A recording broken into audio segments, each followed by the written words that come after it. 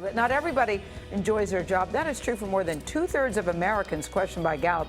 51% are not engaged, and more than 17% are actively disengaged. Tony Schwartz is here to show us how to change that. He's the founder and CEO of the Energy Project. Tony, welcome back to Studio 57. Thank you. So you say more people are unhappy than happy. Why? Well, because for 200 years, the prevailing ethos has been get more out of people. And you keep raising the stakes, and what we really need is to have organizations invest more in people so that they feel better, because feeling is so connected to how they perform. You say that people are even used to being treated badly.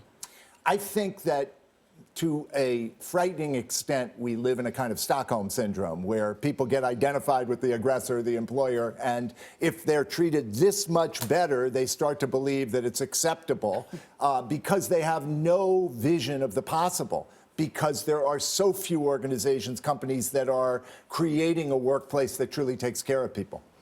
You would think that they would do the other. They would want to do that because it would mean a better whatever result they're after. Productive. Yeah. There's no question, and you know, I see glimmers of it. So for example, you take a company like the Container Store, and the CEO Kip Tindell says that we pay people an average of, on the floor in retail, $50,000 a year, which is a living wage, a reasonable living wage, because we know if we pay a person twice as much as the competitor, we'll get 3 times the productivity. But that takes a little vision, because in the shorter term, maybe you don't get an instant return. But the willingness to do that, I think, tremendous returns on the investment. You say one component of a great workplace is the opportunity for a full life outside of the office, and yet we found in our CBS This Morning poll or a survey that 44% say work interferes with their personal life.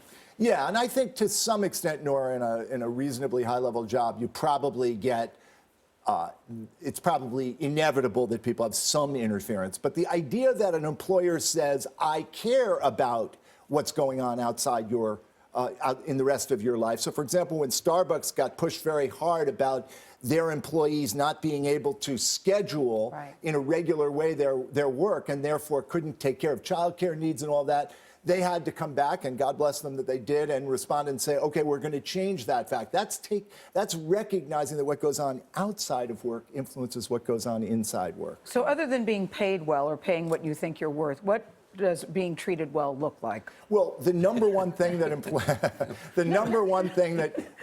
care about. Last time I saw it, it looked.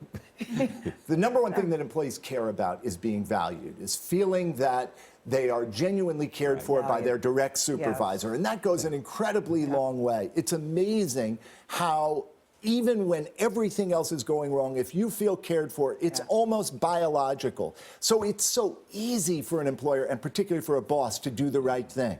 All right. Well, Tony Schwartz, good to have you here. Thank you so much. And nice bright shirt. Wow. Thank you. I'm awake.